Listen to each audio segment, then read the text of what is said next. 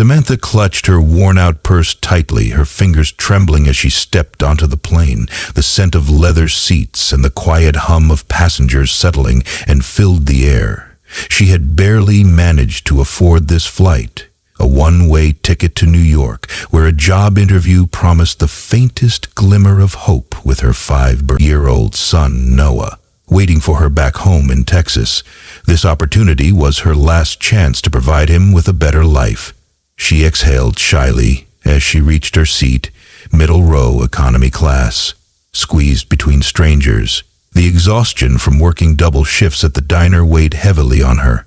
It had been years since she'd felt truly rested. As she buckled her seatbelt, she glanced to her right. The man seated beside her was striking tall, broad-shouldered with neatly styled dark hair and eyes that held a quiet intensity. He wore a crisp navy suit and a watch that probably cost more than her entire life savings. He was clearly someone from a different world, a world of luxury and security. One Samantha had never known feeling self-conscious in her faded jeans and thrift store sweater. She quickly turned away, hoping to remain unnoticed. The flight attendants went through their safety instructions, but Samantha's eyelids grew heavy. The weight of her struggles, her sleepless nights, and the anxiety about her future overtook her. Without realizing it, she drifted off her head, leaning against the stranger's firm shoulder, a shoulder to lean on. Samantha woke to the gentle sound of someone clearing their throat. Her eyes fluttered open, and panic shot through her as she realized where her head rested. "Oh my God, I'm so sorry," she stammered, sitting up abruptly. Heat flooded her cheeks as she looked up at him, expecting irritation, maybe even anger. Instead, the man chuckled, his deep voice warm and amused. "No need to apologize. You looked like you needed the rest." His kindness caught her off guard. She had been expecting a complaint, a judgmental look, something she was used to.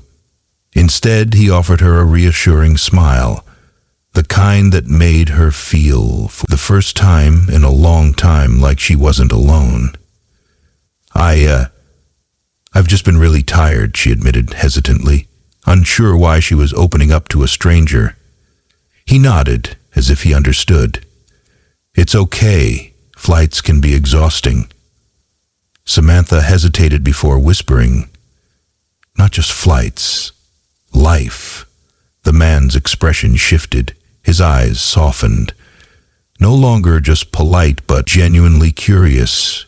"Rough week?" he asked. She let out a dry laugh. "Rough few years, actually." Something about him made her want to tell the truth. Maybe it was the kindness in his voice or the way he listened without interrupting. "I'm a single mom," she found herself saying. "My little boy Noah, he's everything to me. I'm on my way to New York for a job interview. If I don't get it, I don't know what I'll do." She bit her lip, embarrassed by her honesty.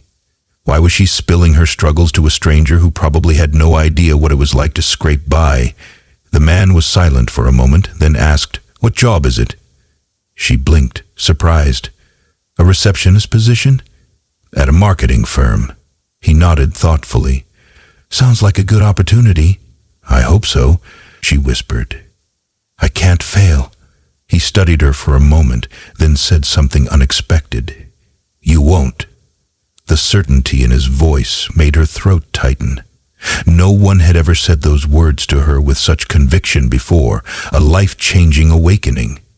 Samantha dozed off again, lulled by exhaustion and the unexpected comfort of his presence. When she woke, the plane had landed, passengers around her were gathering their belongings, the overhead compartments creaking open.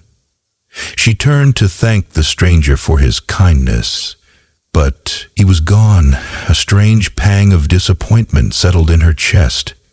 Had she imagined the whole thing? Then she noticed something. A small, neatly folded note rested on her lap. Her name was written on the outside in elegant handwriting. With shaky fingers, she opened it. "Samantha, You remind me of someone very dear to me. Someone who struggled, fought, and never gave up. That kind of strength is rare. I have a feeling you'll do great things. Go to your interview with confidence. Everything will work out. Aiden. Her breath caught in her throat. Aiden. She hadn't even asked for his name. Something else slipped from the note. A folded piece of paper.